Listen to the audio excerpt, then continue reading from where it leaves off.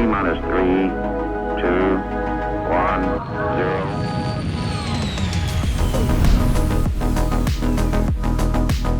0. Hello, my friends. Welcome to another episode of the Launch Sequence Podcast, episode 123. Today is a combat kind of day, so I've got two of the combat boys with me, and we're going to talk about a special ship that just came out. Not a necessarily an I win button, but pretty close. We're going to talk about master modes and just combat in Star Citizen in general. Where is it? Where is it going? When will it be good? And since I'm not much of a combat person myself, I thought I'd bring in two other people so they could just like chat and I could sit back and watch like you guys. But thank you for joining us today. Welcome in. Xerostate, Avenger 1, thanks for joining me, guys. How you doing today? I'm doing good. I'm doing It's great. Friday. It is Friday. It is Friday. Is it a Friday for both of you? I know everybody's got Yes. different work schedules. Yeah, so good days ahead. Hopefully. That's the plan. A lot of platinum ticket hunting. Or are you guys done with that? Zero, I know you might be. Oh no, I've been Ticketed out. partaking a little bit, but I would never, redeem another one or anything. It'd be for somebody else, For sure. We'll get to that, guys. We'll get to the platinum ticket. But for now, I want to introduce you both as kind of what you do in terms of a background, because this is a conversation that has a lot of nuance involved, and I think you guys should get to explain why you're going to be in it. So, Xerostate, what kind of content do you make, and why are you here for the F8C, I guess? Slightly above average combat pilot, and I mean that literally. But most of the time, I spend a lot of my time like just kind of being like a, I don't know is the right word, like soldier of fortune, so to speak. Freelancing, right? If you find like a juicy piracy target, like, okay, maybe we'll get some people rounded up and, partake in a little piracy. But the main thing that I look for is player bounties. I like that interaction. I like the chase. I like, going to FPS if I can, that kind of stuff. So I think that brings some fun, engaging content, at least for me, and hopefully it's fun to watch. But yeah, that's kind of my main thing I really like to do. So, would you say that you're a PvP player on the lawful side, or it sounds like you're willing to do some piracy if you more want to? lawful than unlawful, I would say. Okay. But I dip my toes in. Got to get your My beak man. wet. Yeah. Yeah. Avenger 1, how about you? Well, I mean, there's really not much I don't try, and I want to experience the full breadth of Star Citizen, including some of the stuff that's not related to combat. But for me, I mean, it's all about the fights, right? Whether it's on the good side of the law or the bad side of the law, whatever the case may be. I just want to get into as many different situations as possible that relate with combat, right? Because to me, it's like like Star Citizen's combat is like a brain exercise in a way. You know what I mean? Like it's difficult. It's always changing. PvP and combat in general always keeps you thinking of new things and always keeps you guessing, which I think is really important to keep you engaged in a game for a long term, right? Yeah, it's Yep. amazing, like the little things that they'll change, and then all of a sudden, a Talon with a shotgun and a C788 is good. It's little things, and then That's all a of a heck of a sudden, combo. it's totally different. I remember that. I remember that meta. I remember And that was that. a meta for a while, and then it was Yes, like it things was. changed and come and go. It's they changed like 5 or 6 values with the Gladius, and all of a sudden the Gladius is just top tier when it was not in the previous patch. And it's kind of cool to see those changes and those balances. I do wish sometimes that CIG would use little hammer taps rather than a sledgehammer, but whatever. Well, yeah, I guess that's an interesting Change place is to good. start. Yeah, change is good, like F8s, which we're gonna get to.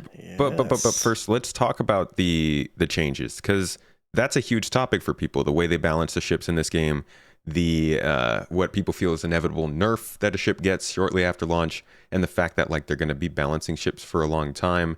How do you feel about the decisions they make? It sounds like you don't like the way they go about the balancing. You want them to change things up. There are some cases where I find it's like, you guys could have done this with the dial, but instead you did this, And I just kind of go, why? Like, why did you make that decision? And sometimes they explain it, like Yogi will come out with an explanation about like, oh, we wanted to do this and see what this did. And that's kind of cool to see. But then sometimes I'll be blunt about it. Sometimes there are pretty nonsensical things that just never get explained. And maybe they get tuned back or whatever it might be. But sometimes that can be a little bit frustrating as a combat pilot to see things sometimes swing in those kind of extreme directions when it doesn't appear that there's much of a reason for it to happen. And it's not all the time, but there are some pretty good examples. Yeah. Well, we see the way. I mean, it's like a ebb and flow kind of. I guess it's sort of the overall ebb and flow of Star Citizen, but there's definitely like a ship releases, it comes out powerful. There's a whole commentary about that, and then it gets balanced or nerfed a little bit, and then it goes down, and then people are like, oh, lift it back up, and it goes back up, and it's just like the Ares, man. I have nothing to do with the Ares, and I hear about it so much. It was a problem in one way, and you could tune a couple of things, or one thing, try another thing, see if you can find a place where it's balanced. But they changed like 3 different values at the same time. Hold up. I just want to throw this out there with the Ares, because this, I understand people's opinion about the Ares back in the day, that it was overpowered when it first came out. Yeah, drama. Which, no doubt about it. When I flew the Ares Ion and I was getting into fights with light fighter gangs and killing them, I'm like, what's going on here, right? So like, there was obviously a needed amount of balance that had to come, and I do agree. And I've spoken to some guys at CIG, and they also agree. It's like, because it's a big animal. Like, it's not, you know what I mean? And that's the thing that people maybe sometimes forget. It's like, this guy's on this guy's on this guy's on this lady's on this. It's just, and that's not an excuse to say like, oh, if there's a pattern, right? Like every time a ship comes out, it's not, rocket science to be like, it's really, really good when it first comes out, and then it gets, taken down, sometimes a big peg, right? Yeah, and like the Cutlass Steel sucked when it came out, and it still sucks now, so... Well, see, that's the thing too, right? Consistency. Like people, they build this narrative of like, oh, every ship that comes out is crazy overpowered. It's like, no, that's actually not true. Majority of ships that come out don't, like, I wouldn't say a majority, but I'd say at least 50% of ships that come out don't come out like, wow, you know what I mean? And the ones that do come out, wow, everyone says, see, every time it comes out like this. And even with the F8 Lightning, it's like people come out, they're like, oh my God, the ship is so overpowered. It's not the case, right? It's balanced in a certain way that people don't understand. And I'd like to explain that later on down the podcast here when we get to it. But to me, it's like, if you're going to hammer tap a little bit, you got to know what you're going to hammer tap, right? And you also have to have the knowledge and the experience to understand what that hammer tap is really going to do, right? Because there's what happens at high levels, or what happens at intermediate levels, or above average, as you say, and then is what happens when people come into the door, right? Should a person who walks in the door get into the end game heavy fighter meant after Squadron 42 is supposed to be out, supposed to be a rookie's first ship? Like, is that really what you're looking at here? Are you going to balance a ship based on the majority of people's like initial experience, or are you going to balance it for when the person has much more experience with the game?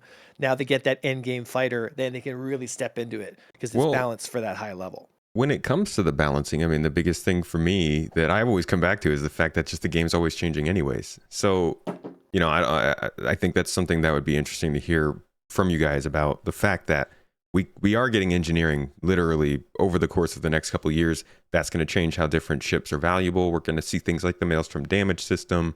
Sometimes they're changing the amount of ballistics in a ship. So like, even outside of the specific statistics of a ship, we have all these weird systems that are changing too, that make ships kind of better or worse compared to others. Do you like, when somebody's coming into this game and talking about getting into combat, are you going to tell them not to worry too much about it because that's happening?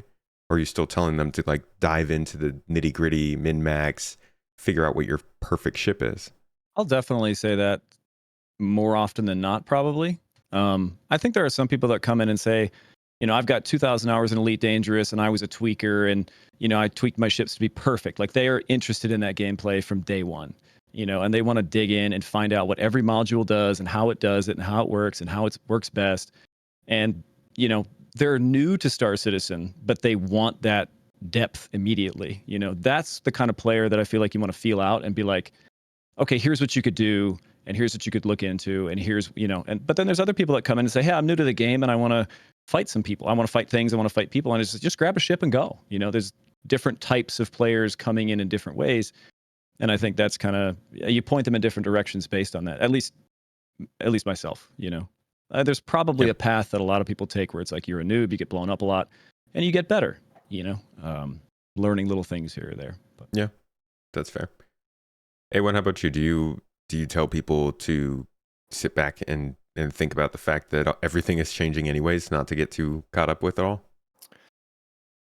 all the time.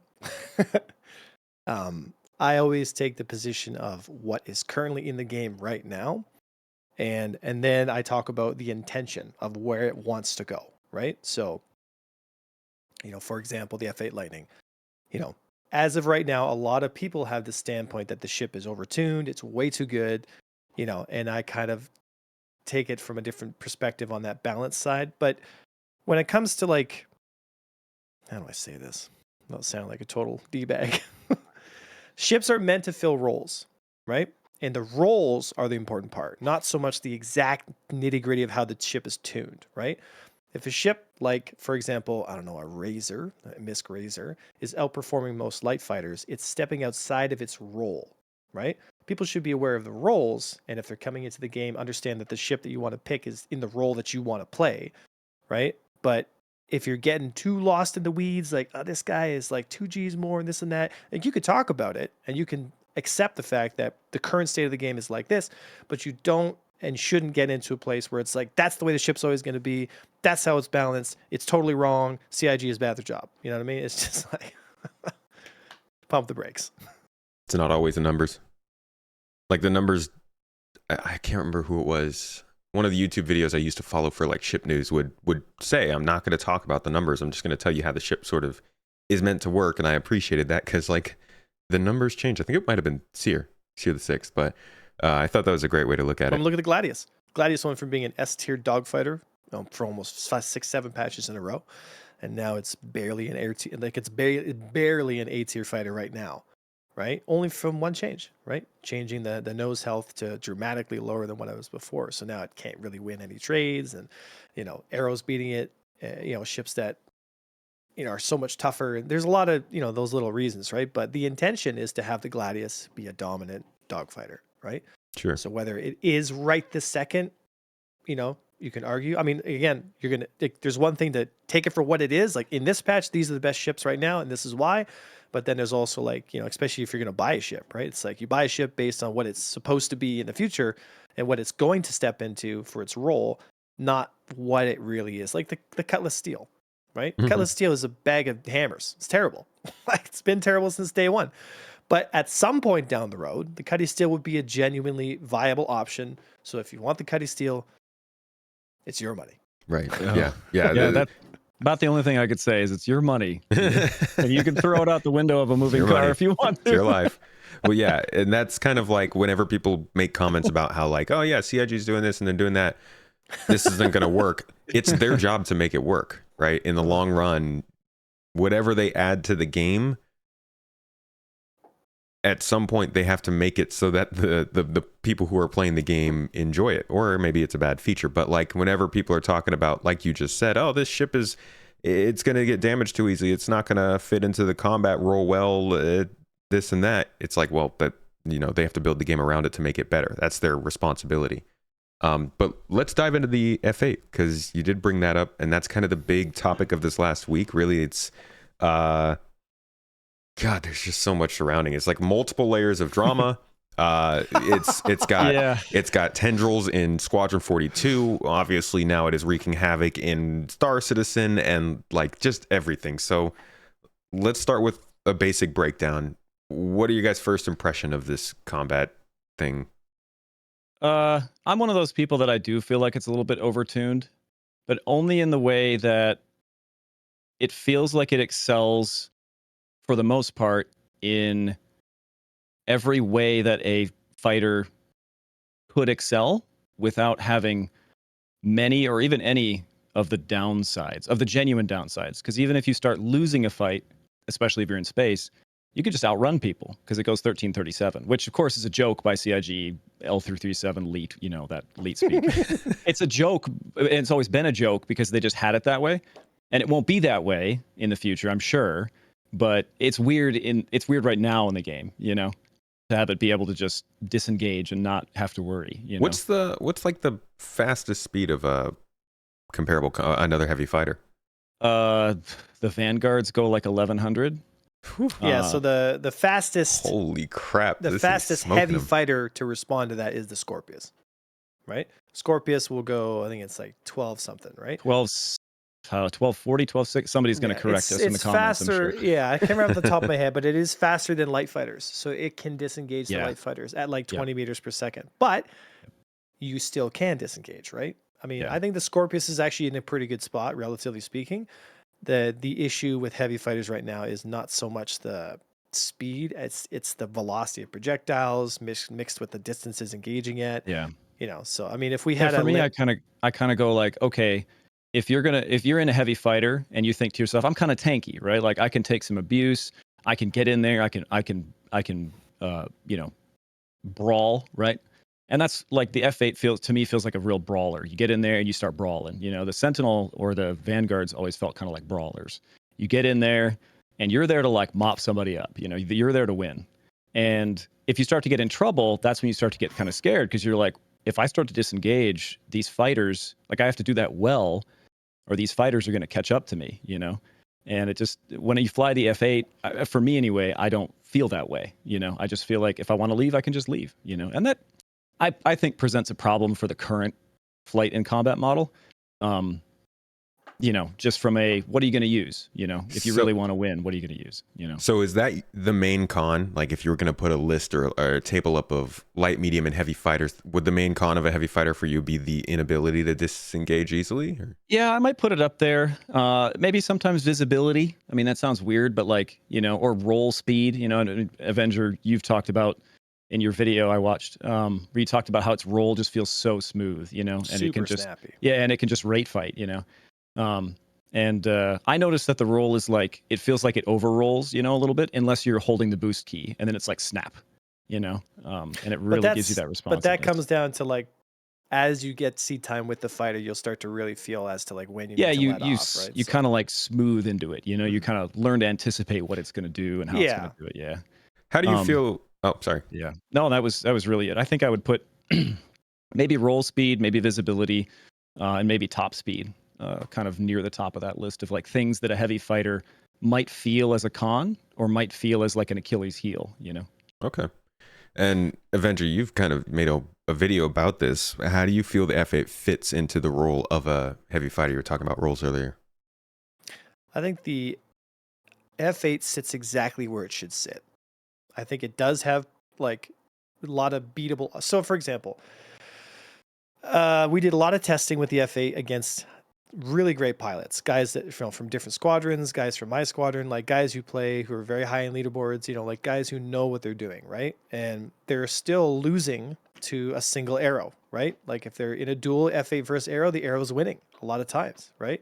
So the arrow was still beating under the turn rate, and I got all the videos. I'm making a video right now to kind of show and explain and be like, this is how it's happening and whatnot.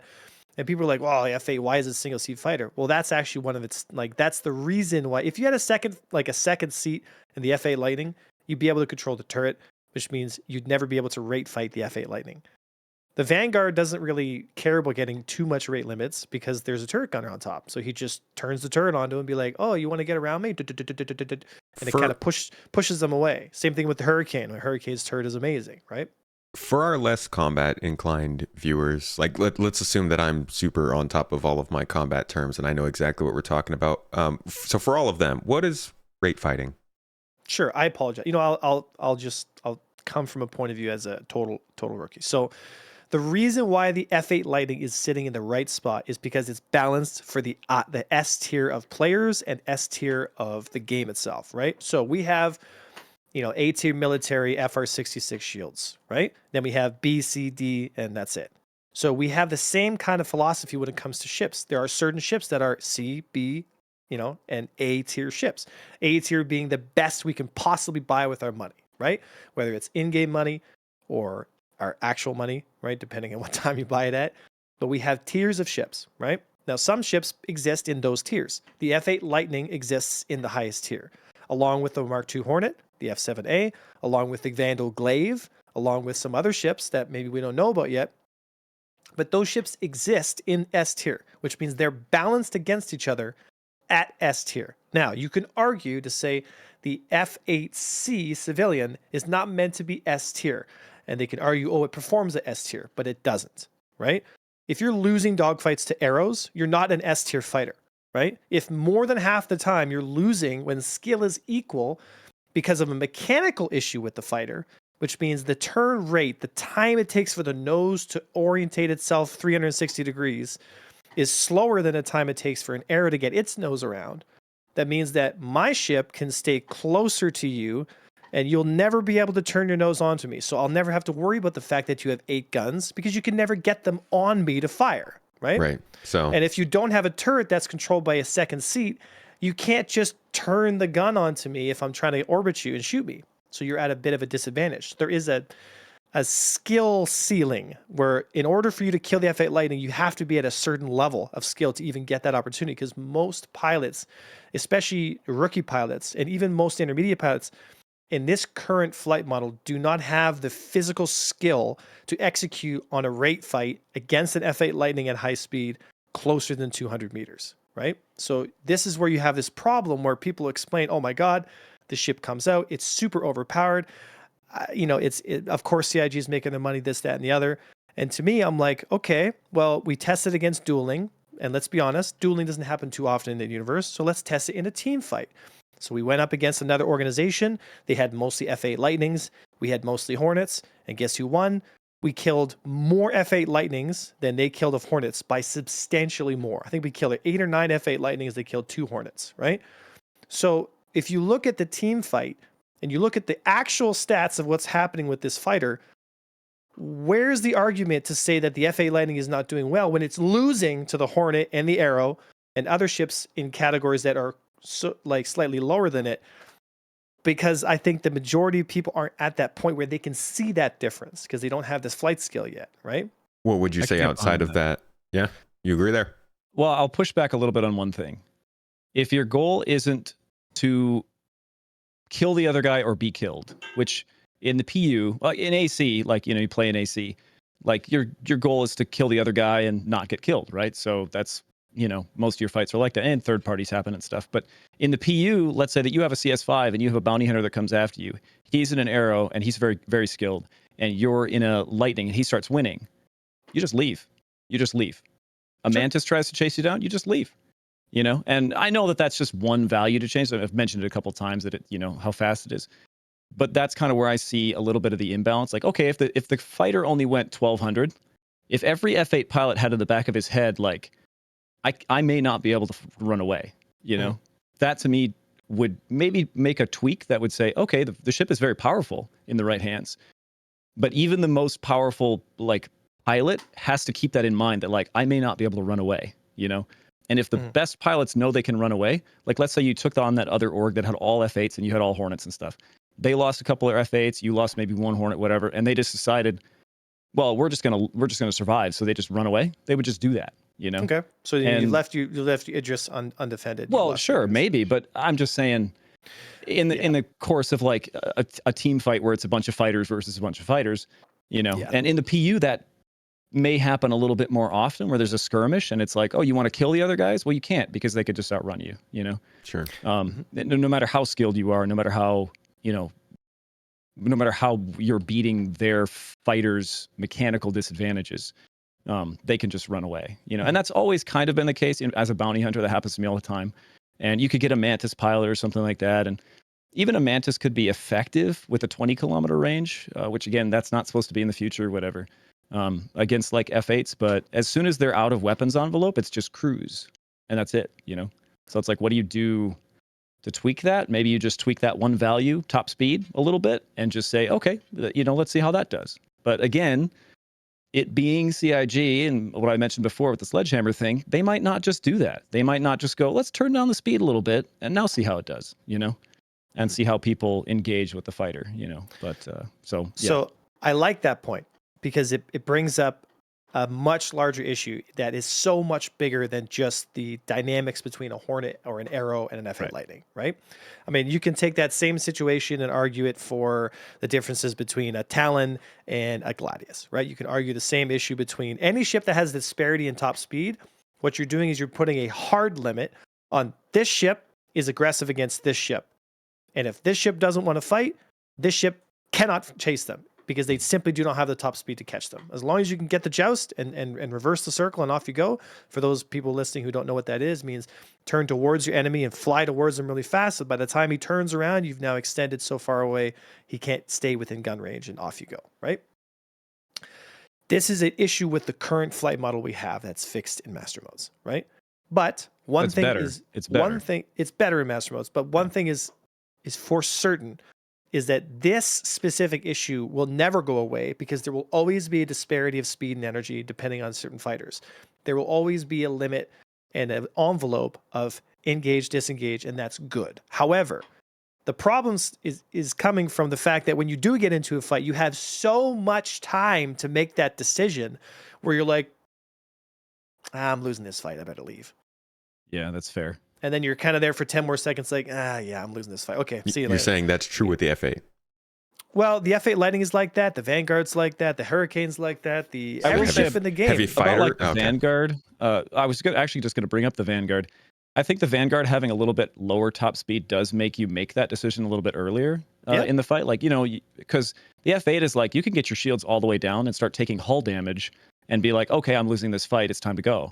With the Vanguard, it's like, you got to start thinking about that when your shields are, at a third, maybe, because if they get your shields down, the Vanguard has the 2 bubble shields rather than the single bubble shields too, which again is just a part of, I think the F8's not finished yet, but you make that decision before your shields are down, because if your shields go down and somebody gets a few magazines, worth of capacitor on you, they could take out an engine. And if they take out an engine, the fight's over, Yep. And that's a tough thing about the Vanguard. The damage states are different. I mean, again, that's just one ship versus, one ship comparison here. But, being heavy fighters, you got to kind of make some comparisons. Well, yeah. What I'm hearing is that the ship fits where it's supposed to against heavy fighters. And Avenger specifically, it sounds like you were saying that emphatically, but do you feel like objectively there is still room for them to like improve it or fix it compared to what it's supposed to do in the PU? So let me ask you a question. What is the role of the F8 Lightning? Xerostate? Oh God. Oh, okay. Well, heavy superiority is what I'd gather. What does that mean? Heavy superiority. To be superior. To be a heavy superiority fighter. See, the weird thing about it, and I guess this is what I'll say, is like, it's hard to define that because it's good at everything at the moment. It's good at everything. Maybe not S tier at everything, but it's good at everything. And so you could use it as an interceptor. Mm-hmm. You could use it as a chaser. You could use it as a carrier based, if it fits on whatever carrier you're running, like Kraken or something like that. You could, right now you can use it as a bounty hunting ship because it has enough quantum fuel. You can slap a VK00 on it, make it across Stanton. Mm-hmm. And that's another thing. It has more quantum fuel than any other medium-sized ship, even though it's a heavy fighter, which the Vanguards have a lot of fuel too. But it's weird that it has like a size 1 quantum drive, and then it has a ton of quantum fuel. But then it's got size 2 shields, and then it's got a ton of guns. Oh, but then it's got 2 S2 shields, but then it still has the bubble shield, which is what I mean by bubble shield is the shields go down the same all the way around the ship, no matter where you hit it from. So it has more effective HP from all directions because of that. Whereas other size 2 ships like that, like the Vanguards or the Cutlasses or the Banu Defender, has 2 bubbles, a front and a back bubble, and it splits their shield HP into 2 sides. And so if you stick on the back of like a Banu or a Cutlass, you'll take down that rear shield, or it's Star Citizen, the front shield, because desync. But anyway, and then you'll be able to do damage to that ship, even though it has some of its shields up because you're in the right position. Well, the Lightning doesn't have that because the Lightning always had 4 size 1 shields or 3 size 1 shields. I can't remember. And so it was always a bubble shield. Well, CIG didn't change it to a 2 bubble shield. It's a single bubble shield. They just kind of slapped 2 S2s on it. And so to me, that there's some things where the ship isn't done yet. And when it's done, it's like, okay, now we can start to really like tweak and change and stuff. There's some things they could do now, but But that's also kind of like, I mean, and I know, Avenger, you asked the question, so we'll get back to that. But that is sort of like when these companies release a game unfinished and you're like, okay, so do we release it right now? Do we review it now based on the game, or do we wait until all the features are in? Like, they brought the ship in, and they put it in here in the state that it's in. So based on right now, you feel like it doesn't really have a specific role. The F8 Lightning? No. I'm saying, was that what Xerostate's answer was to? I don't know if it has a role. I mean, obviously, right? It's a heavy fighter. Like, it's a heavy superiority fighter to me, and that's just, my brain just goes to that. But as far as like specific roles that CIG has talked about before, like, is it an interdictor, like a 300 series is supposed to be, like 325A is supposed to be, or a Hawk maybe, with a high top speed but maybe slower acceleration or whatever, or is it is it a fighter? Is it a dog fighter? Like a Gladius or an Arrow is supposed to be, or is it a carrier-based defense platform, or is it to me, that like sub class of like classification isn't well defined, but it's clearly a very superiority heavy fighter, and that's kind of where it sits now. But I feel like they could change some things to define that further. So let me ask or you based this. on loadout, you could define that. But let me ask you this: the Hornet. Actually, I won't use that example because the Hornet is the Hornet right now, right? The M50 is a better interceptor than the F8 Lightning. The Arrow is a better turn fighter than the F8 Lightning. The Hornet is a better team fighter than the F8 Lightning. So in all categories, the F8 Lightning is losing in the turn fight to Arrows, is losing in the chase to M50s and other light interceptor type ships and Cartuals, that kind of stuff. It's losing in the brawl to Hornets. So it's losing in all the three most important ways of winning a dogfight. The F8 Lightning is a multi-role fighter. It does B-tier quality work across different domains. Why is everybody flying just it right now? Because, well, hold on. Because it's cool. Because, like I said before, how many pilots do you know that can get within 200 meters of an F8 Lightning going 1,200 meters per second and stay there? Well, that's true. But at the same time, people like Ram, LR, I mean, these groups they're not taking Cartuals to go get these platinum tickets. They're taking Hornets. And they're taking right, but hold on. A lot of F8. Yeah, a lot of F8s because they have the top speed. Like, I'm not saying the F8 Lightning isn't a great fighter, but what I'm saying is it's beatable and it's not a god ship that people think it is. It's also meant to be one of the best fighters in the game, if not the best, because it is the F8 Lightning, which will be significantly more rare than people might realize. Now, obviously, we're in the alpha state of the game. We're literally we're literally testing the F8 right now intentionally, right? So people saying like F8 is going to be like everywhere you fucking open a door, there's going to be an F8 Lightning there. It's not the truth, right? People need to divorce what is currently in the game from what later on down the road the intention is going to be. The F8 Lightning is what you bring when you have money, skills, and experience to execute on those things, but not by itself in a team environment. Having an F8 Lightning with you, with other Hornets around you, and then maybe some Arrows, is a fully fleshed out proper squadron that has the ability to get into turn fights with the Arrows and win. F8 Lightnings have the ability to chase at high speed, so you can basically use them as interceptors. But a team of dedicated squadron guys in ships designed for their roles, playing to their strengths and playing to their roles, will be better than a group of F8 Lightnings, because the F8 Lightnings will not be able to do all the jobs better. Let me ask you this. Do you think the F8 Lightning's DPS is going to beat Gladiators coming in with size 5 torpedoes or Eclipses with size 9 torpedoes? If flares work, yeah. Okay. Well, I mean, I'm just being honest. But that's true. That depends how CIG does missiles in the future. A lot of this conversation, and I'll just point this out now, has a lot to do with what CIG does in the future. How are they going to balance missiles with master modes? How is that all going to work? And how fast are missiles going to go with master modes? And how long is it going to take to spool up into, the quantum mode or cruise mode, and all these different things. And what all those mechanics are going to be like kind of shapes the future of how a lot of ships are going to have to be tuned. I think there's some cheap things CIG could do now, in my opinion, to be like, okay, let's just tune this and just say, let's leave it there until master modes, and then we'll do some big tuning. So what would you tune? I would change the shield bubbles to be the correct. Personally, and this is just from my limited experience. Like have split shields? Yeah, the split shields, like size 2 shields always do, So split shields, I would consider lowering the hull HP by like 10%, just like across the board. And lowering the top speed to like 1227 or something like that, or whatever a Gladius give is. Give it 1280. So give it just enough to get away from lights, because if the light fighter is on top of an F8 Lightning and it cannot disengage because it's up on him. Then he should call his light fighter buddy, who's with him, that he didn't come alone to take care of that light fighter, you know? And that's where I'm at with it. I understand, like, if it's a hurricane, that's different. Like, a hurricane has a turret, can shoot backwards. But I would say in that situation, if you're alone and there's a light fighter chasing you, that's a you problem. You know, that's a planning problem.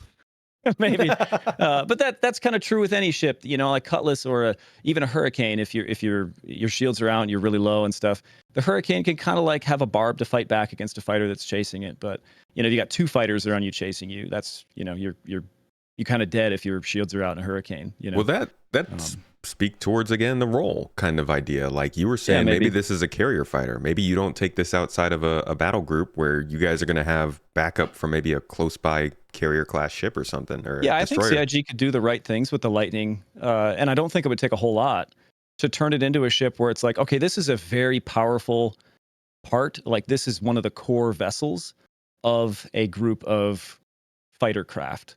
But when it's by itself, it really has to take things differently, you know? And I think that's kind of the nuance that a lot of pilots are looking for, especially the future of the PU, group fighting pilots and stuff like that. They're looking for that nuance of just like, it's not always bring a Gladius because that's your best option in every scenario, which it isn't anymore, of course. Or bring an arrow. It's your best option in every scenario. You know, nobody wants that, I don't think, even though it's fun when you own one. with a game with over 100 completely unique chassis of ships, with the details and the designs being this much different, and in some ways so similar, all people really want is for each ship to have a specific time when it's needed. And I think actually looking at this from a brand perspective would be really interesting, considering we've got the Anvil Arrow, we've got the Vanguard, or no, the Vanguard's Aegis. I don't know, you guys have probably named the Anvil ships better. Does this fit into the overall lineup of Anvil ships? You think it's filling out everything that they need for, like, okay, you've got a ship for all of the situations, or are there some spots missing? Is there some overlap? What do you guys think of that? I think it mostly, if you're just looking at Anvil's lineup, I think it does find a spot. It's pretty unique from a lot of other Anvil ships. You know, Hurricane might be a good, but you've got to put two people in a Hurricane to make it, you know, perform kind of like kind of like a Lightning might. So it is unique within its, I think it's unique within its manufacturer line. I think CIG could do some things to tweak it to kind of settle it in that spot, but I think it's pretty unique within Anvil's line. Yeah. Okay. I think it's a dedicated multi-role fighter that I think is in the right spot. Right. I think the small little tuning things, I think for the high level gameplay right now, what we currently have in the game, it's in a fine spot. Right. And obviously it's very popular right now because everybody wants to fly it and really get to flesh it out. But I guarantee in a few weeks, a lot of these big PvP groups, they're going to go back to Hornets. You know, they're going to, come on, Kroku. They're going to go back to Hornets. They're going to go back to some of the standard, but they're still going to keep the F8 Lightning in the team. And this is what I really like about it, is because a squadron with a one F8 Lightning, or maybe two, and then the rest Hornets, is going to do significantly better than the team of 10 F8 Lightnings, right? I'm going to bring up sorry, go ahead. Because the F8s are going to be able to stick with the other F8s sometimes, right? So think about it this way. The F8 can disengage from the Hornet, right? But the Hornets have higher acceleration. So when they enter the sphere of combat, the Hornets are going to be able to merge and engage that F8 Lightning, and they can outturn it. So the F8 Lightning only has a limited window of which it can start shooting back, which it does, and it's got a lot of guns. So it's like, oh, I'm getting shot at, right? But once that F8 gets damaged pretty bad, and we had this happen today, we were doing team fights. Once that F8 and those shields go down pretty fast. Like, when you get a couple Hornets on you with mixed laser distortions, those shields are gone and they're not coming back up because those distortions do a lot of distortion damage, right? Well, let's assume that the Lightning will get those like double bubble shields in the future, front and back shield. That's going to make the one half of the shield go down faster, right? So if you get some fighters on your back and you don't do anything about it, you're in trouble quick, you know? Right. And we can fine tune things and stuff, but I'm explaining the role of the multi-role fighter in the team fight. So let me use a Star Wars example because everyone loves Star Wars, right? The X-Wing is a multi-role fighter. It's got proton torpedoes, it's got quad guns, it's got decent turn rate, like it's a great fighter. but it can't outturn an A-wing, and it can't outturn a TIE interceptor. And it's more expensive and better definitively than a TIE fighter, because TIE fighters are cheap as shit, right? So it's kind of in that spot where you have this multi-role fighter. And let me ask you this question. Do you think it's fair to compare a Mustang Alpha to an F8 Lightning? Oh, for sure, no. Well, why? I think its characteristics are totally different. The Mustang Alpha is a starter ship. It's in a different category, different class, correct? Yeah. Okay, so if we Yeah, I think feel the like- Mustang should be in a low class, then we have to accept the fact that the F8 is in its own class. And my argument is the F8 Lightning is an endgame fighter that will be rare, that you can only access either now by buying it or later on when you beat Squadron 42, and it's going to be expensive, and it's not a perfect fighter. It's a good fighter. You know what I mean? But it still gets outturned. It still has problems. It's still not the greatest thing ever. And if you look at if it being a carrier-based platform, I mean, think about this for a second. An F8 Lightning fits on that carrier. It takes the space of almost 4 arrows. So do 4 arrows beat one F8 Lightning? I would say typically, yeah, of course. Similar skill, probably. One arrow can beat an F8 Lightning. 4 is like a no contest, right? So you're talking deck space. You're talking price. You're paying for an expensive multi-role system that is going to require you to be a great pilot to get the most out of it. And, you know, people are complaining now because of its current balance. Like, you can make the argument that, oh, it's overperforming, because most people, I don't think, can get to that point where you can definitively just kick the crap out of an F8 Lightning. You need to be a great pilot to kill the F8. You don't need to be a great pilot to get killed by it. That's the difference here, right? It's the same problem we had with the Ion. Can confirm. The Ion came out, right? And it was outside of its role. And people were just one-shotting guys. And it's just like, wow, you don't even have to be great at the game. You just fire, boom, one shot, right? And then it got quote-unquote balanced. And everyone's like, oh my God, it's the worst thing ever. It's like, no, it's exactly where it needs to be. It does really great damage over time, which is exactly what it's supposed to be, right? So it fills the role it's supposed to do. People bringing like Ares, Infernos, and Ions out to fight light fighters, I'm like, you're just fundamentally misunderstanding what the nature of your ship is actually supposed to be doing. Yeah, that one always right? gets me. It really comes down to making sure that there's a high enough ceiling to the combat. And we're about to talk about master modes here, which I think is really in line with that kind of conversation, because making sure that there is that sort of like, you got your basic ships that feel really good even when you're not that great, and then you got, like you're saying, these really high level ships that, like, in order for them to actually feel good flying them, you have to be really good. But at the same time, you also want a beginner to be able to fly it and feel cool, right? That's part of the idea. They'll feel of these cool. things. 8 guns feels great. It does. Oh, yeah. Also can confirm that too. Yeah. I'm not great, not very great, but like when there are 8 lasers pointed where my eyes are looking, I'm okay. I do okay. Before we dive into the master modes talk, I have one more thing to bring up. Sure. It reminds me, and A1, I don't know if you've played MechWarrior a whole lot, but Never played and I'll talk about, I'm going to call out Paul Shelley, the Astropub, right now, because I assume he's going to enjoy this. He's big into mechs. So in the MechWarrior universe, there's different types. I think they did a pretty great job overall of giving you the feeling of like, I'm in a mech that's going to get destroyed by X, Y, and Z, but I'm going to be able to run circles around A, B, and C, right? Right. Yeah. And that's my role. You know, my role is to do this, to put myself in positions to do this. I think they did a pretty great job with that. And it took a while, but they did a pretty great job with it. A good example of, for me, the F8 Lightning reminds me, every time I fly it, it reminds me of the Marauder. So for those of you who know Mech Warriors, the Marauder is basically a platform that you put as many guns or as much firepower as you can, and it sacrifices armor, and if it's left by itself, it gets overwhelmed.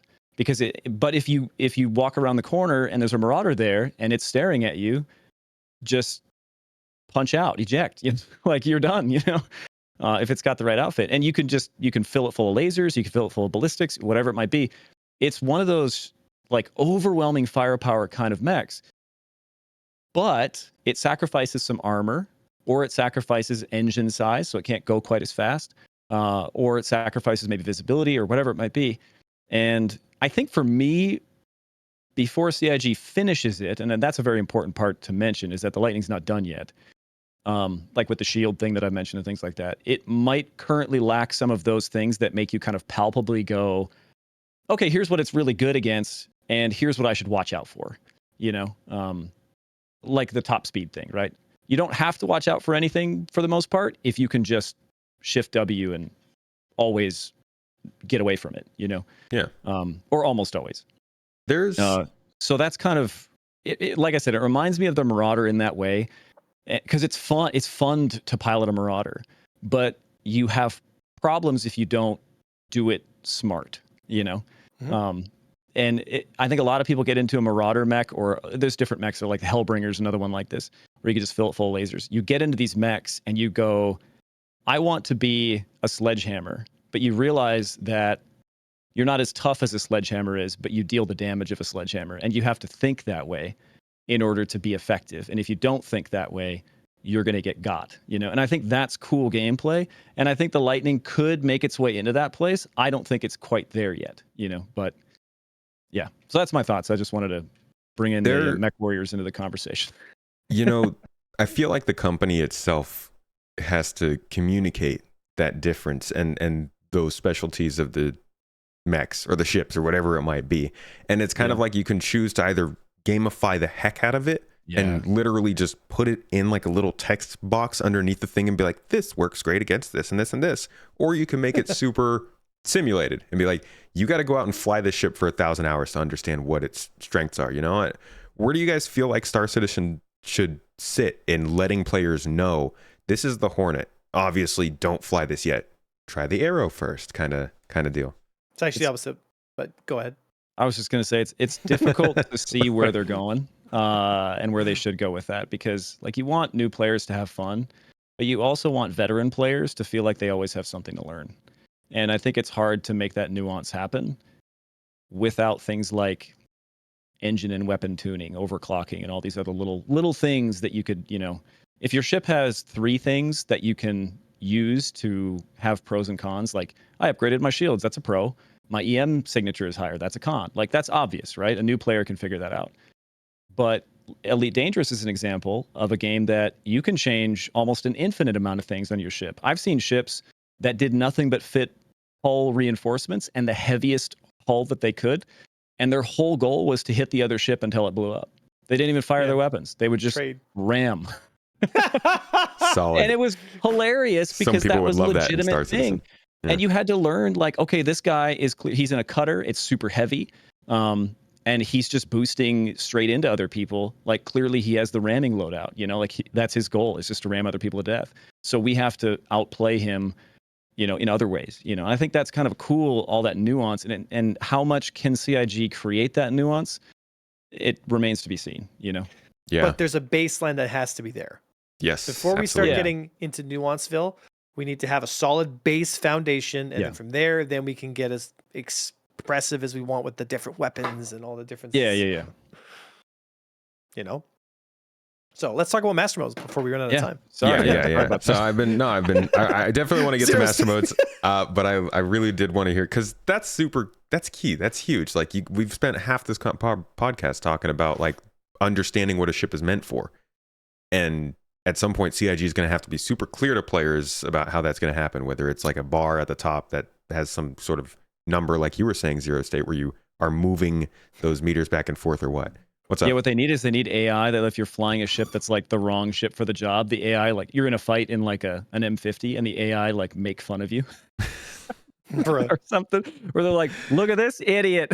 So it just demoralizes you into flying the ship you're supposed to fly. Perfect. I love that. I'd like to say one thing. There's a rumor going around that the F8 Lightning is going to get nerfed. That's already been nerfed. And that nerf is the loss of its 2 size 2 shields to 4 size 1s. Have you guys heard this yet? No. am not positive that made it into the PTU all the way. I want to double check that. By the time this video comes out, which I don't know if that's tonight or tomorrow or what. No. It'll be Monday. So Monday. Okay, sorry, Monday. Right. Hi, Monday.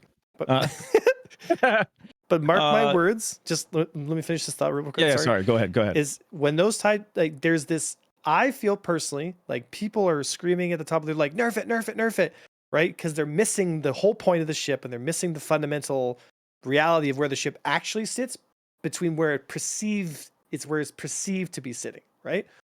Because you get 8 guns, top speed, it must be so super overpowered. But again, it's losing turn fights, it's losing team fights, and it's losing duels, right?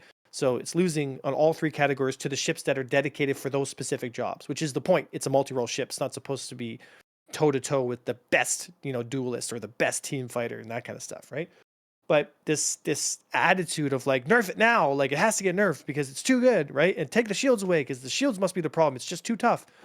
It's like, you guys realize that when you put 4 size 1 shields on there, you're going to make it easier and better for the guys at the high level to get the most out of the F8 Lightning. Now the shields are going to come up Faster. three times faster, right? So now you're actually going to have to deal with a hell of a lot more problems with F8s. They're actually going to get better. This is a buff to the F8 Lightning, not a nerf, right? You have more buffer with 2 size 2 shields. Yeah. Right? That's kind of why, like, when you asked, like, what I could change about it, I didn't really mention taking away the shields because I don't know where that should go. Maybe the bubble shield should turn into 2 bubbles. But I'm like, okay, maybe a little hull HP, maybe just a little bit. Because then it kind of goes like, okay, do you rely on your shields a little bit more than your hull, or some vice versa, back and forth. You have to be able to see more than a couple YouTube videos in a stream to know. Like, they're doing stuff behind there. Anybody can go on the keyboard and be like, well, yeah, they need to reduce the shields or do this or do that. But like, there's a lot that is getting taken into account when they're changing this stuff, clearly. So yeah, we'll see what they do. But yeah, and for me, the ship's just not quite done yet. It's when I fly it, or when I see what it is, I'm kind of like, yeah, they're just not done, Mm-hmm. and we'll see what it's like when they're done. Yeah, Right. I mean, but I feel like you could argue that for a lot of our ships, just because. Well, yeah, but I'm like the size 2 shields working the way they do with being a single bubble. That's a huge change to me. Oh, okay. And the speed being 1337 feels like they just kind of went, let's change it later.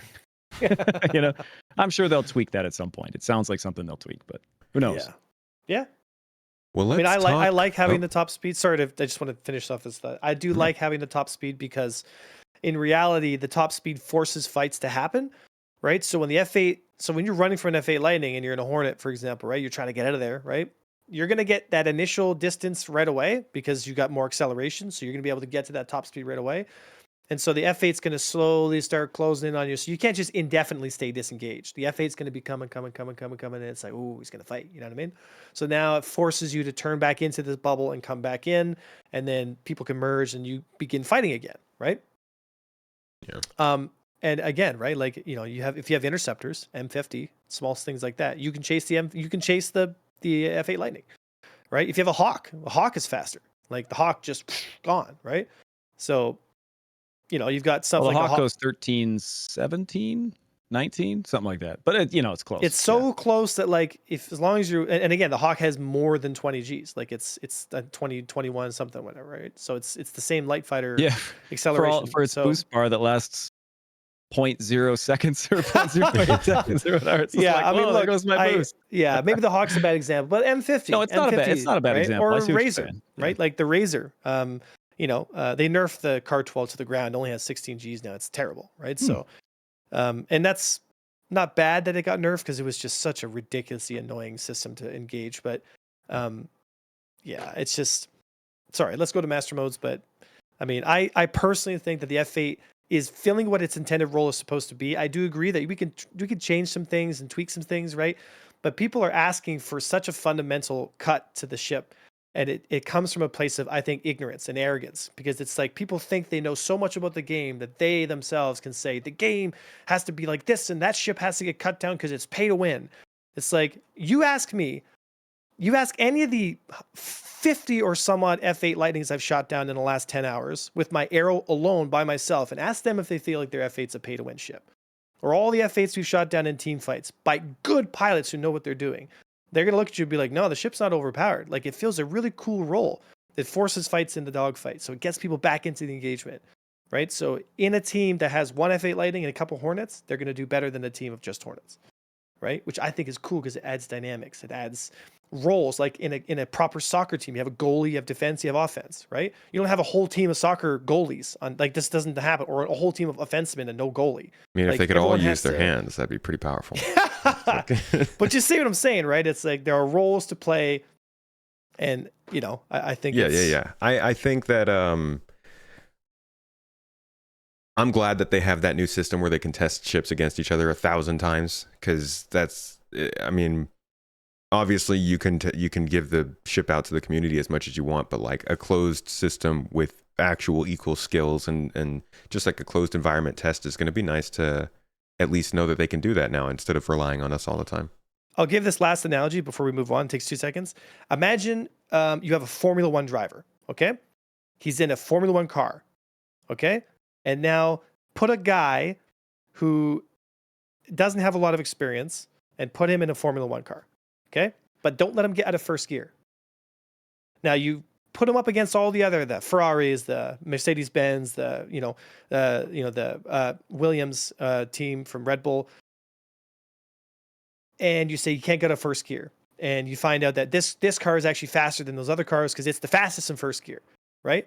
But then you get a real driver comes in and goes, gets in and goes, okay, actually, let's race it with all professional pilots, and we find out that it's actually not that car that's the best, because it's the car that does the best in fifth gear or sixth gear and has a better turning radius and all these other things.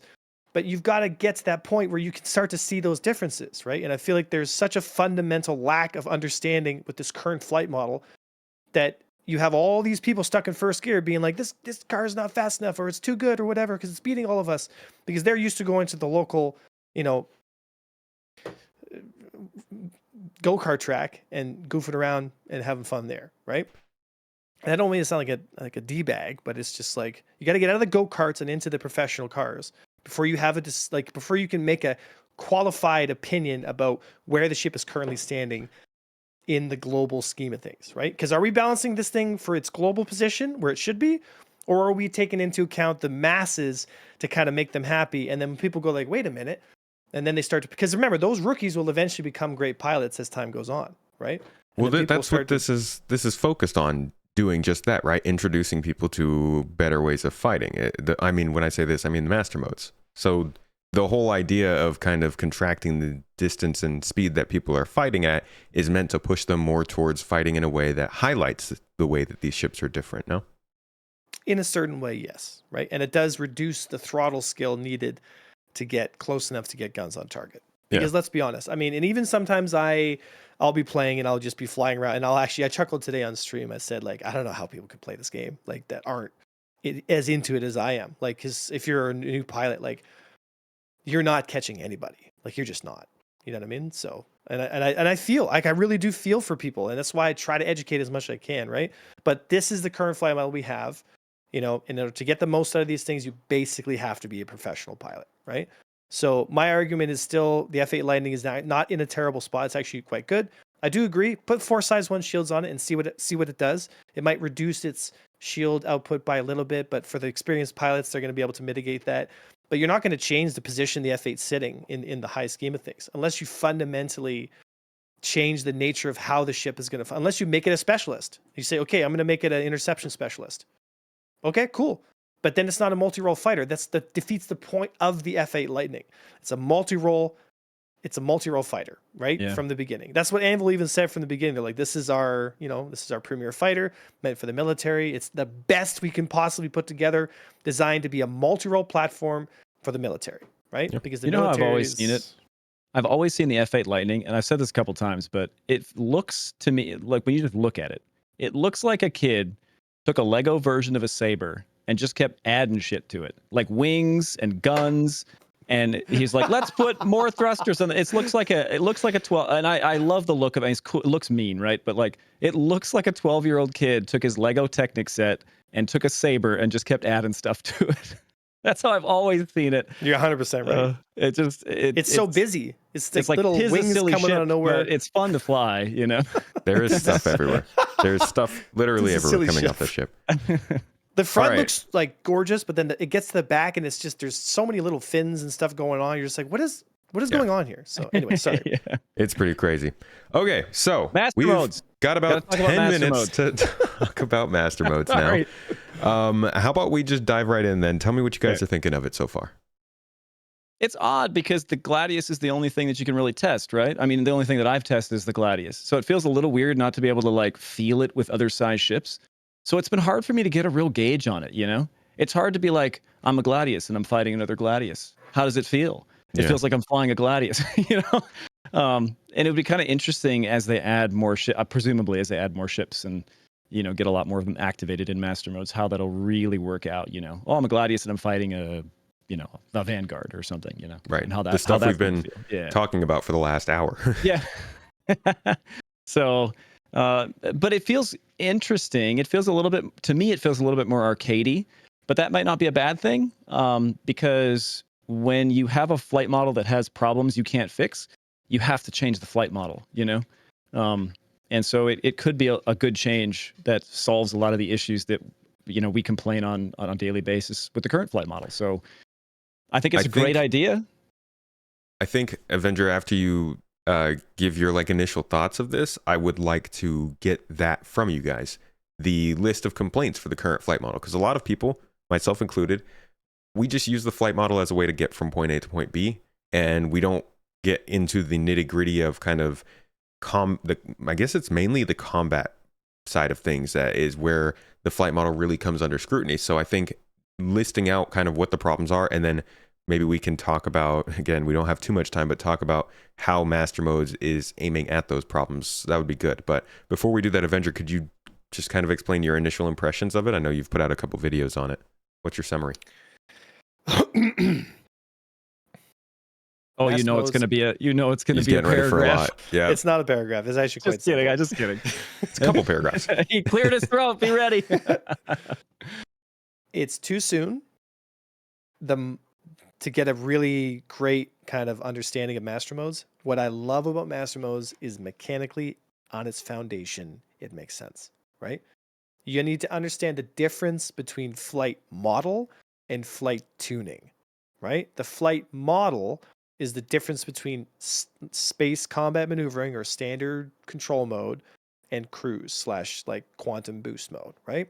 We didn't have that in the current flight model. That's a fundamental mechanical change. It's like a hard decision you have to make. It's a flight model change, right? The tuning is the Gladius has 20 Gs and its turn rate is 65.3 and its recharge rate is 3.5 seconds and its guns are this 1400 meters per second. That's tuning, right?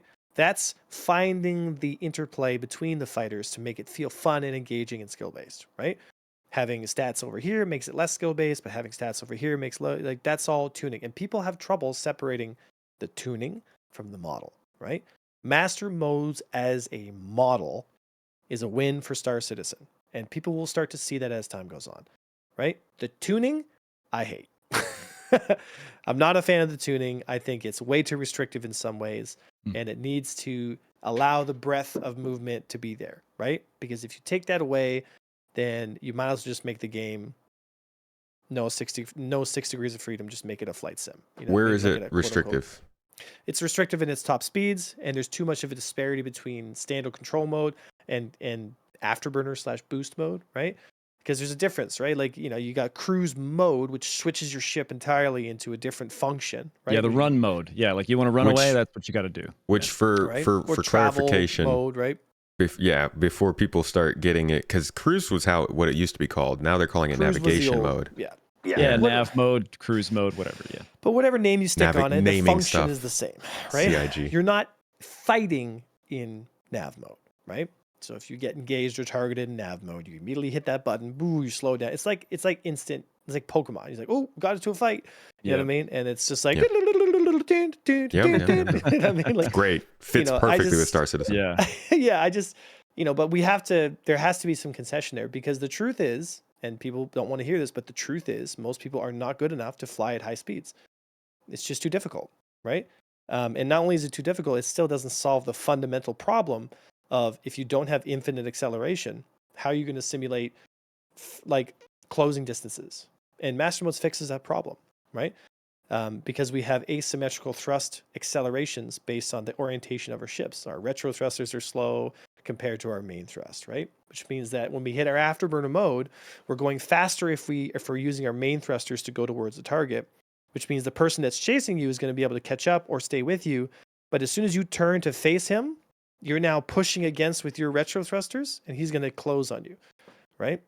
And that's what would happen in infinite space, because the guy with his main thrusters pushing at 10 Gs, and then you turn around and start pushing at 4 Gs.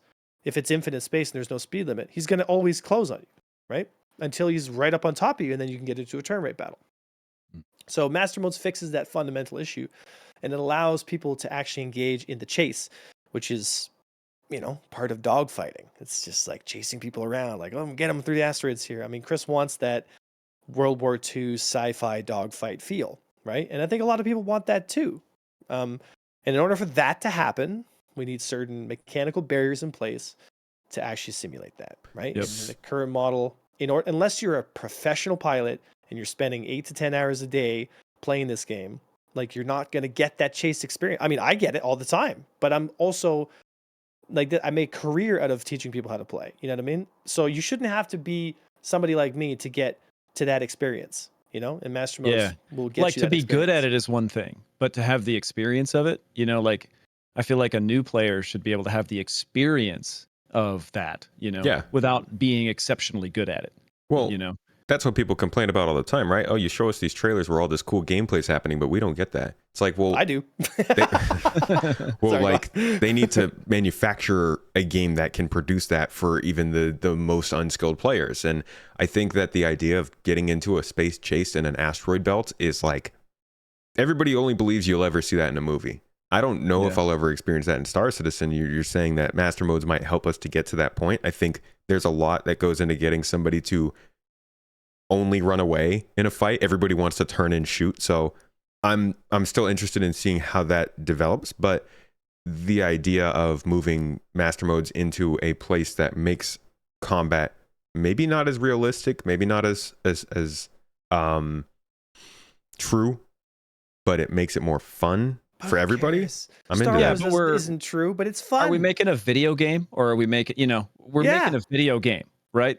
So like, do you want your video game to be fun or not as fun? Like, well, who's gonna pick not as fun? You know what I mean? So, I mean, people work for NASA. There's a gray area though, right? With Star Citizen, where we have to physically move boxes from the hangar into our ship. So like, there's definitely a cutoff. Suspended reality is different than realism, right? Like, there has sort of suspended belief, right? Like, there has to be some level of, like, you see it and it, like, to your eye, it looks like believable. Like, yeah, okay, I can see that. It's not so jarring, right? Yeah. But when you start seeing stuff and it looks jarring, you're like, it just pulls you out of the game. It pulls you out of the experience. So when you see boxes being stacked, you're like, yeah, this kind of makes sense. I mean, if you shot a ship down, you should see the boxes come out, and like, that makes sense, right? Sure.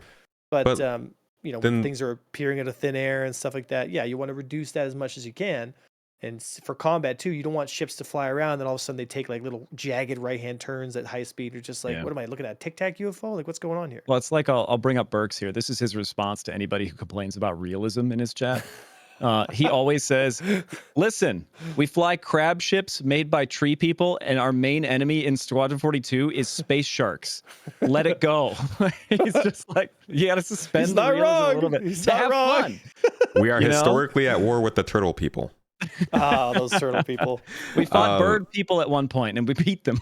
Let me ask you this then. Do you think this system should have been tied into engineering with all this talk about balancing power and heat and stuff? Do you think it would have made a lot more sense then for Star Citizen to say, well, you can't fly this fast because your weapons and shields need that power, and kind of make it more immersive and less of just kind of like you hit a button? It's difficult without a good baseline to decide what the next level does, and CIG has been pretty adamant about this for the last 3 years. They said, we want to get our base in before we start building our pyramids. We want that base to be solid, and we don't entirely know what that is right now, and we're figuring that out. So that's one of the reasons why it's been a really challenging 2 or 3 years from a backer's perspective, in some ways, because a lot of the core stuff is changing, or we see it changing. But that's kind of just where I think where CIG is. They want to get their base, and it looks like Master Modes is the base that they want, I think. So, of course, for all I know, it could just be another iCache word. It's just something that goes by the wayside, and we don't do it. I don't know. The cloud. Yes. Well, to I guess to finish things off here, because we're coming to an end. Already? Let's just. I mean, I don't want to keep you guys I haven't too long. even had a chance. No, this has been fun. I got a lot of stuff to talk about. I'm not gonna lie. I could do this We one. can go a little longer. I don't mind. A1, you got a little more time, or I got if you time. guys got the time, Yeah, viewers, if we go to listeners, you guys 15 got minutes? time. You guys Yeah, can hang let's out. go. You're not at your destination yet. You're still driving. Cool. Let's keep going then on Master Modes, because there's honestly, I think the biggest thing with Master Modes is everybody wants to know if we're going to change again. You know, I'm sure you guys have been here long enough to see changes in the system. We went from cruise mode. We did all this stuff. They talked about drag and lift. They talk about heat and control surfaces, and like control surfaces are coming very soon. I think they're making the decision. They've made the decision for Squadron 42. And I think that's going to make it to the PU. I think this is where they're at. You know, This is it, baby. Yeah, it's either this is it, or they give up very soon and they go back to what it was and finish it that way. There's only two things to do that could happen. There's no third thing out in the ether. You know, there's no like middle ground between it. They're either going with master modes, which I think they are, or something's going to happen that makes them scrap that and they'll go back. But most likely, as far as I can, and all signs point to, master modes is the way it's going to be. You know. I mean, if they just increase the there is a future where you take master modes and you just jack the SCM speed up to what the old SCM speeds are now, 1200, and you fix all the problems with the current model, and you also keep basically the old model almost without changing. The only thing you're losing is tricording, which honestly is good, because even though pilots like me have really started to understand it and now it's like it's just normal for me, for most people, you tell someone like, well, actually the fastest way for you to fly is like on your side. People look at you like, yeah, it's weird flying in master modes because my brain makes me tricord even when I don't want to. Yes. Right. But then once you click yourself out of that and you just say, just push with your mains, like just don't strafe, just push with your mains, point your nose where you want to go, push with your main. Then you get all the acceleration as if you were tricording. Right. And then that small adjustment that happens in a few weeks, you're fine. Right. And the thing is, it feels good to like roll and like full pitch, because that feels like all the movies we've seen, Star Wars, like all that stuff. It's full pitch. I mean, dogfighting, full pitch. Right? That's why Elite Dangerous did their flight model kind of that way. You mean full pitch, as in you roll into pitch to make your turns in Elite Dangerous. You don't 45 and do all this other stuff. Are you bank into your turns? Are you guys saying like your maneuvering thrusters feel weaker then because you're not strafing as much, or no? what The game's jerk profile. So the jerk profile is the response rate of your ship, and including your turn rate too, right? So the Gladius and Master modes will turn faster. Like it'll get its nose to articulate quicker if it's pulling up instead of if it's just yawing on its left or on its right. Yeah. Right. And that's very similar to how modern jets are, right? Like an F-22 doesn't turn on its side like that. It can do it. It can do a flat spin, but not at very high speed. Yeah. If it wants to just fly flat and then pitch up, it cobras. You know what I mean? But it can't do that because if it turns on its side, it doesn't have the same surface area. That's why when you see a plane pull up, you see the flat pancake. There's a lot of surface area there so that the plane can push off the air and create a turn that's tighter than if it just were to do on its side. If you put a plane on its side and you try to push against that, there's less surface area to push against, right? So the plane can't turn to the left or to the right very well. That's why you roll into it and bank, right? Just like birds. You watch birds outside, they bank and turn into stuff. You know what I mean? That's why they have wings, right? Yep. So, I mean, our brains are naturally wired to look for that and feel that. So when we see that in the game, we're like, oh, okay, I know what's going on here. But if you say, throw all that out the window and slide on your side in a weird angle, people are going to look at you like, what? And then they're going to complain. They're going to go to the forums and be like, my ship can't function well at all. And then you got a guy like me that comes out and goes like, well, son, it's actually not true. Your ship is actually very quick. It just has to fly on its side, right? Yeah. And then they get mad. They're like these freaking streamers. Those I like that you made yourself sound 50 years old, because that's how old you'll be when this game releases. The monocle, the top hat, let's go. Got him. So back in my day, we fled the old era. Back in my day, all we had was security post Korea. You fancy quantum drives. Sorry, so go ahead. No, you guys are good. So one of the big things that people are always bringing up when it comes to master modes, really, I think one of the biggest pushbacks is that it was developed, as you said, for Squadron 42. This is something that they ran with in Squadron. They tested a lot. They got running in the campaign and really decided on it before they finally came out to the public and were like, hey, by the way, we're making this. This, of course, is a possible thread I could pull that leads us into a 30-minute conversation about their communication and how much they hide from us with Squadron, but I won't do that. They did all of this. That's a podcast for Mike. Sorry. Yeah. Get ready for some yelling. So obviously then a lot of people are like, hey, you made this for a military shooting game. How does this affect everybody else? And I know you guys are both very combat focused, but you've obviously seen this conversation a lot. You've been a part of it. Let's talk a bit about how this can affect non-combat players. It's a probably majority of players who aren't really thinking about dogfighting first. Yeah. What can they expect to change when it comes to this kind of model?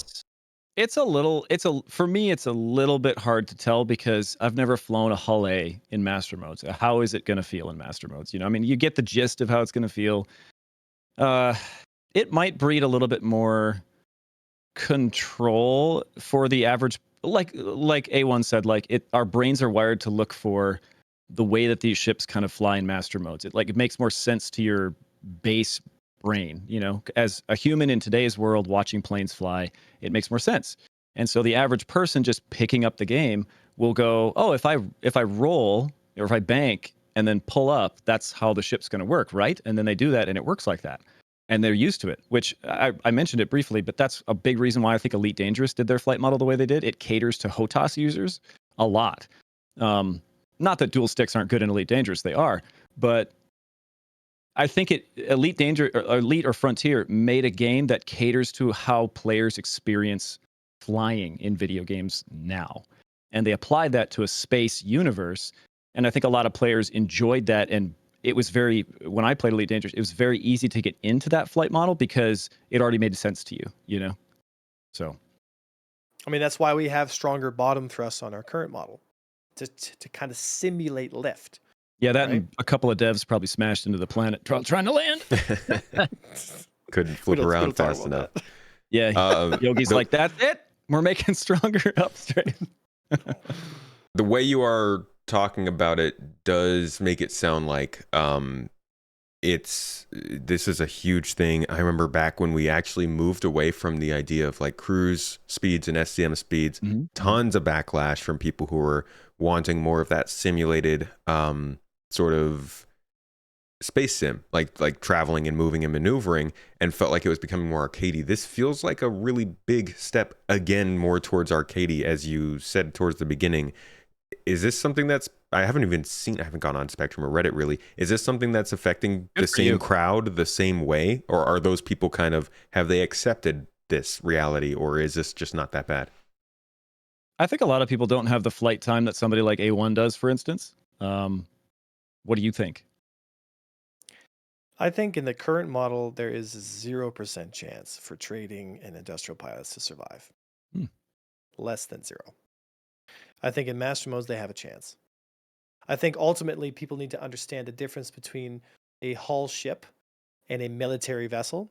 They need to understand that if they're in a seafaring giant, I mean, imagine if, you know, a cargo ship that we see in today's world going back, you know, from one side of the States to somewhere else in the world, gets intercepted by the USS Nimitz. For them to be like, well, my cargo ship should be able to fight the USS Nimitz. It's like, well, no, dude, it shouldn't, because the USS Nimitz is a military craft carrier and you're a cargo ship, right? You have to understand that there are limits to how much you can fight back, depending on the situation.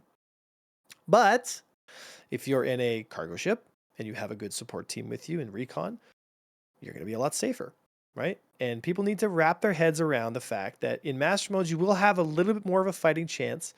So in some situations where you get attacked, and if you have a minimal amount of support, you'll be able to survive. But as it stands right now, you're completely helpless.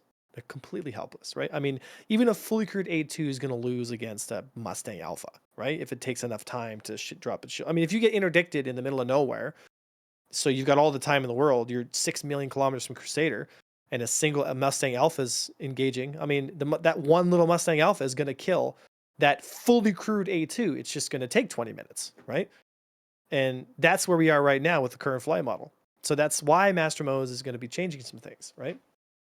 And I could go into the nitty gritty as to like exactly how that's going to happen and stuff, and it would take too long, and I'd probably lose some people in the weeds. But so to make it simple, Master Modes will get a chance. You'll have a bigger, better chance to be able to defend yourself. But don't get it twisted. If you're flying out there by yourself in a cargo ship and you're getting attacked and you have no support, no gunners, and no hope, you're dead. End of story. right? But a fully crewed A2 in master modes might have a fighting chance. But if it doesn't have any fighter support, you're probably still at a disadvantage, right? So just bear that in mind. To avoid the aforementioned weeds, this sounds like a lot of that is because turrets will be more effective since these ships can't necessarily be just sort of like side strafing and flying sideways and shooting. We're not gonna have auto aim turreting right now, because I can tell you right now, it's boring. Yeah, and I nobody don't wants mean to that sit much. there and be like, look in the general direction and have the auto aim do it for them, right? Like there has to be some skill check there.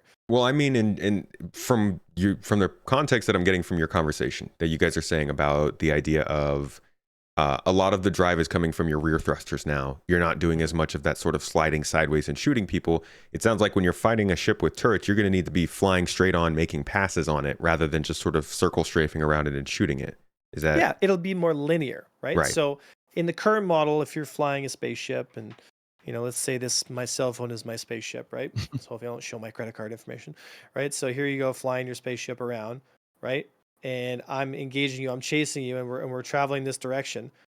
In the current flight model, I can be chasing you, but then I can just come up over here and fly with you, right? Or I can fly to the front of you and stay with you. I can move 360 degrees around you while you're still traveling through space. It's the floating turret mentality, and decoupled, you're just a floating turret, which can move different directions.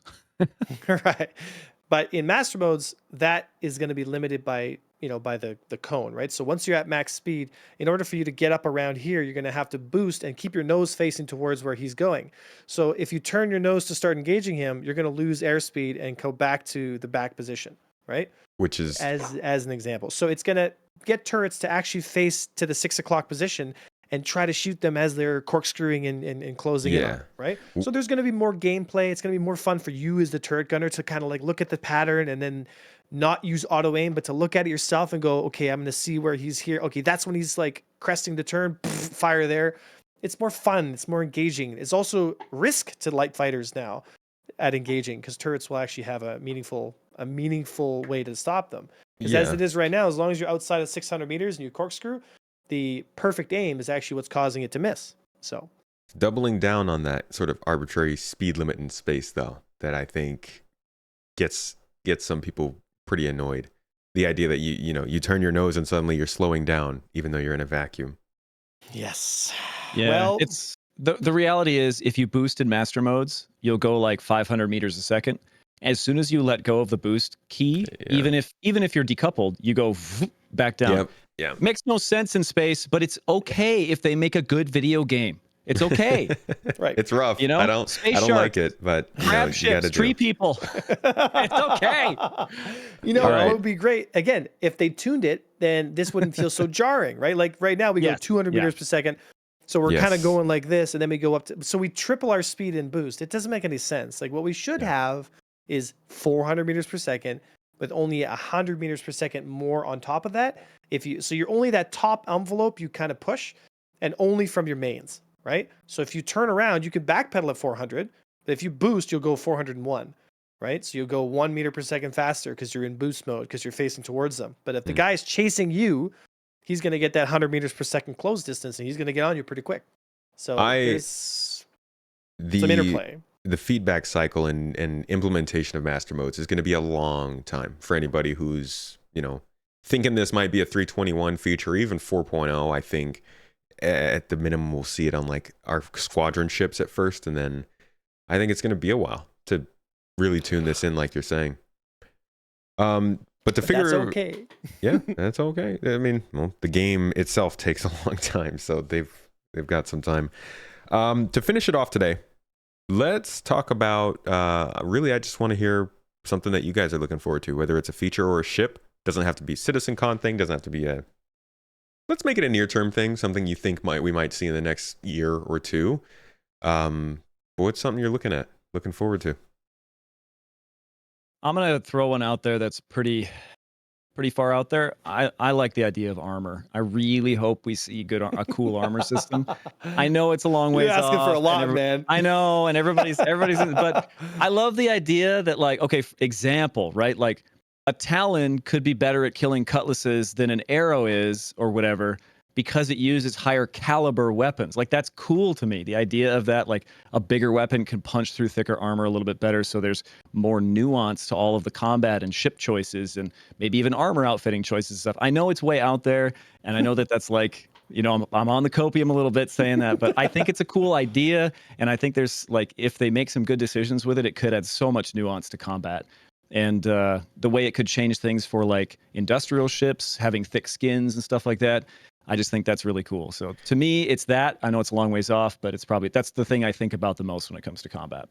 Could they like actually account for it? I'm just thinking of all the different variables in combat. You've got different ship types, and we've been talking about like you've got components, you've got atmosphere, no atmosphere, you've got heavy fighter, light fighter, and then on top of that, now you also have like what's your armor type, how like what's your grade, your components. That's nuts, man. They even have module reinforcement. Like compartments that you can like, oh, my modules are stronger. My hull isn't, but if they try to target my power plant, it's going to take forever because I actually crazy, man. That's cool. It's nuts. Yeah, that's really cool. All those nuanced things, like that's all coming after they get the Master Mode's foundation in, right? I'm on board with you, buddy. I mean, I'd love to see time to kills relative to the different penetration styles, and if you're penetrating the cockpit, right? If it's got level 2 armor and you got size 4 guns, that's most of your damage is going to go right through. You know what I mean? And you're just going to be able to get them, right? So unless you're using a small ship with size 1 guns, like that. And then we get to an interesting spot where we get capital ships, an 890. Well, maybe not 890, but let's say Polaris, my favorite ship, right?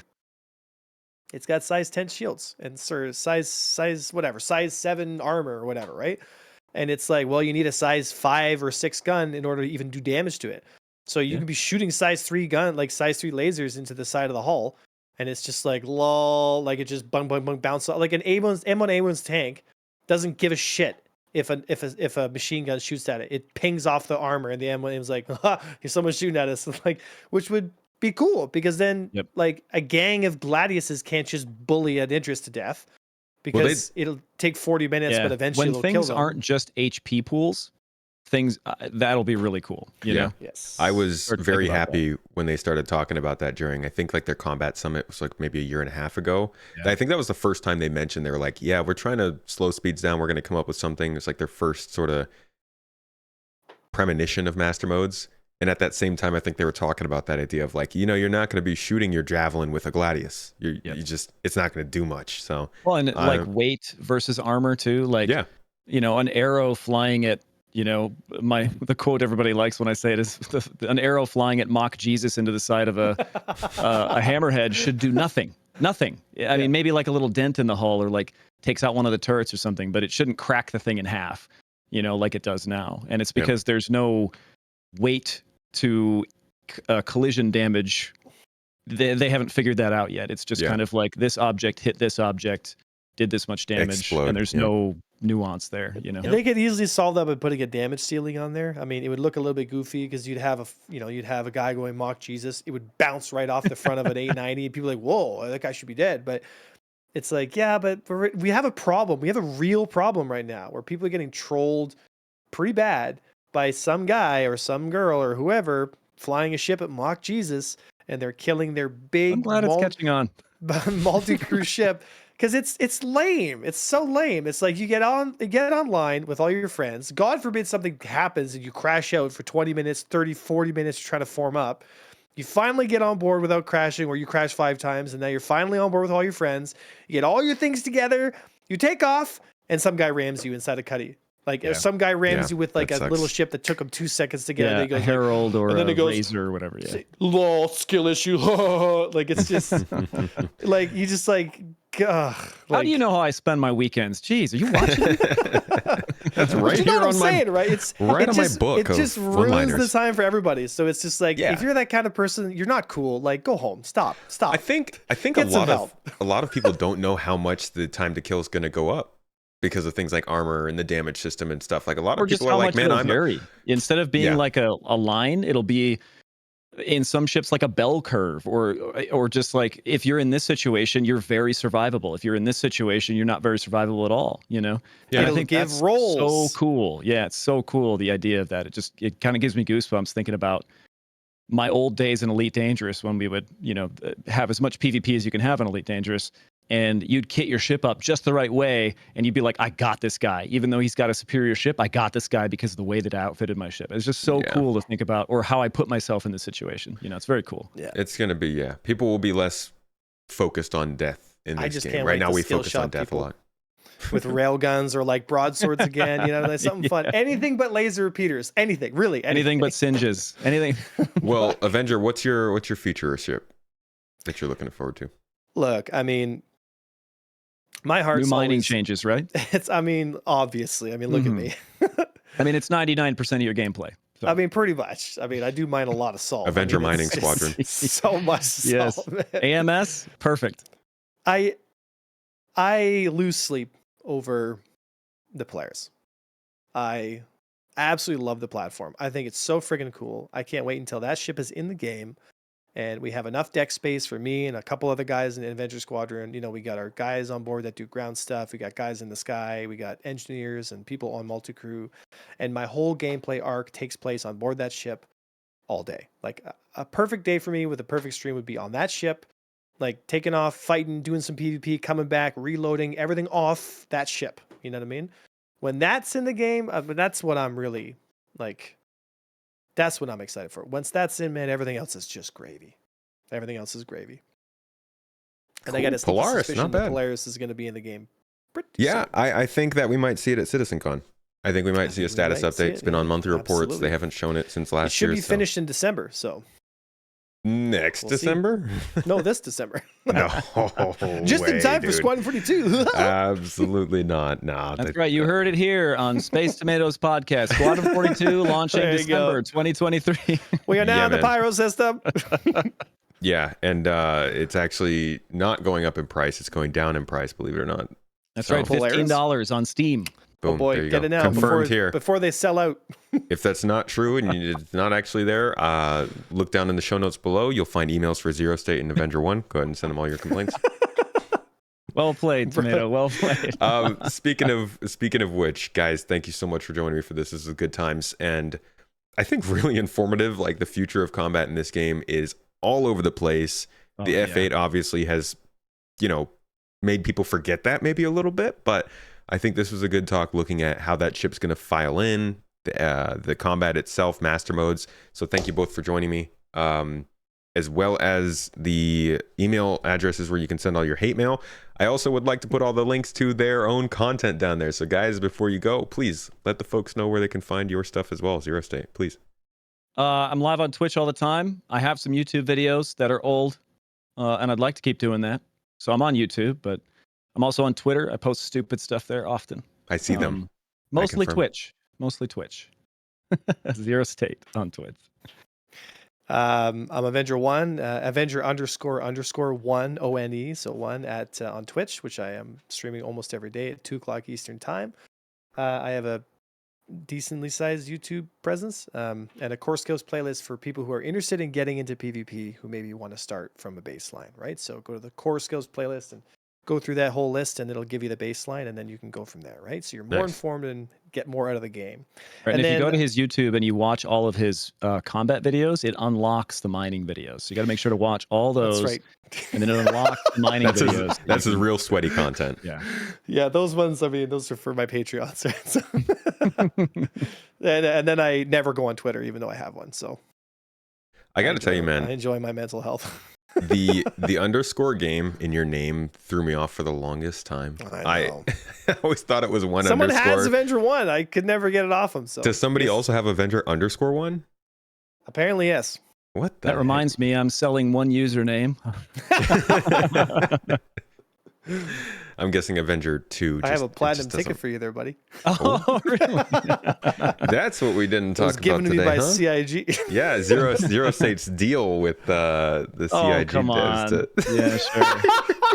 Yeah, sure. Oh. Spectrum and Reddit have not been kind. I guess we But- can't talk about that now. The podcast is over, right? So That's about it for today, folks. I'd like to thank you all for coming and listening. If you're on the audio platforms, it's ad free, so you're doing a little bit better than YouTube. But if you're on YouTube, you get to see our beautiful faces. So thank you for coming and watching, folks. I hope you enjoy every week, as always. Next week, we're going to be doing a CitizenCon special. I am going to try and do a live launch sequence podcast episode from the show floor of CitizenCon. So we'll see how that goes. Tune in if you want to see that. Also check out Citizen Central, which came out recently with Board Gamer Salty Mike, Ollie43, and Void Dude. We talked about our expectations of CitizenCon and our annoyances, as there always are. And yeah, give a like, a comment. Let us know what you think down below. Guys, do you want to see them say anything in particular in the comments besides how much they hate your opinions? No, just that. That's pretty much Yeah, that wraps it up. And that's good. as is the internet, make sure to correct us on every little thing we got wrong. That's Oh, very absolutely, dude. I think I heard you mispronounce a word back there. important. Yeah, probably. How dare you? No, You it shame really is. yourself. Is there like I mean, I would love to hear what people think of master modes, what they've seen so Yeah, far. I think those of you have had a lot of time to test master modes. I mean, I'm sure you guys, if you consume content, you see Space Tomato stuff for Star Citizen. If you guys have a lot of experience in master modes, let us know what you think, because it's kind of cool to see all the different perspectives. As long as they're informed, that's all. All right, guys, go check them out as well. They've got good content, as we've said. And thank you again for coming. I'll see you all next week.